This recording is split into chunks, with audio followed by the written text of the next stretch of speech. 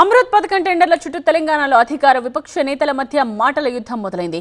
టెండర్లలో భారీ స్కామ్ జరిగిందని BRS working president KTR ఆరోపించారు. అయితే అవన్నీ అసత్యాలని కొట్టిపారేస్తున్నారు మంత్రి పొంగులేటి శ్రీనివాసరెడ్డి.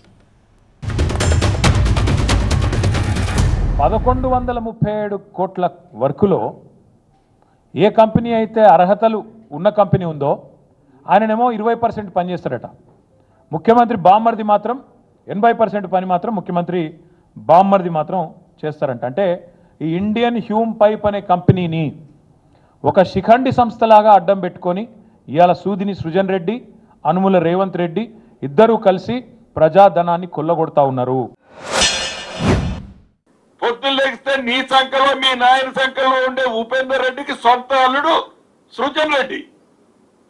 అది మర్చిపోయి ఎప్పుడో 2015లోనే నువ్వు పాలమూరు రంగారెడ్డిలో ఇదే సృజన్ రెడ్డికి ప్యాకేజీ 7లో 1150 కోట్లు అఫీషియల్ గా నువ్వు ఇచ్చిన వర్క్.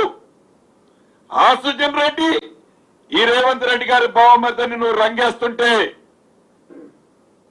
దెయ్యాలు వేదాలు వల్లించినట్లుంది. ముఖ్యమంత్రి గారికి కుండల కొద్దీ గంపల కొద్దీ అనురాగం ఉంది బావమర్ది మీద, ద్వేషమేమో మా మీద ఉంది. రాగద్వేషాల్లో అనురాగం అంతా బావమర్ది గారు, బావమర్ది కళ్ళల్లో ఆనందం కోసం, ఇళ్లల్లో లంకె బిందెల కోసం మొత్తానికి ఐహెచ్పి అనే సంస్థను అడ్డం పెట్టి అమృత్ టెండర్లలో ఇవాళ ఈ కార్యక్రమానికి శ్రీకారం చుట్టింది రేవంత్ రెడ్డి గారే. ఏదైతే ఇప్పుడు ముఖ్యమంత్రి గారిని విమర్శించారో సిద్ధంగా ఉండండి, మీరు సిద్ధంగా ఉండండి. దీనికి తగు మూల్యం రేవంత్ రెడ్డి గారు చెల్లించుకోవాల్సింది మీరు. చెల్లించాల్సి వచ్చేది చట్టరీత్యా మీరే ఉంటారని ఈ వేదిక ద్వారా ఆ మాజీ మంత్రి గారికి చెప్తున్నా.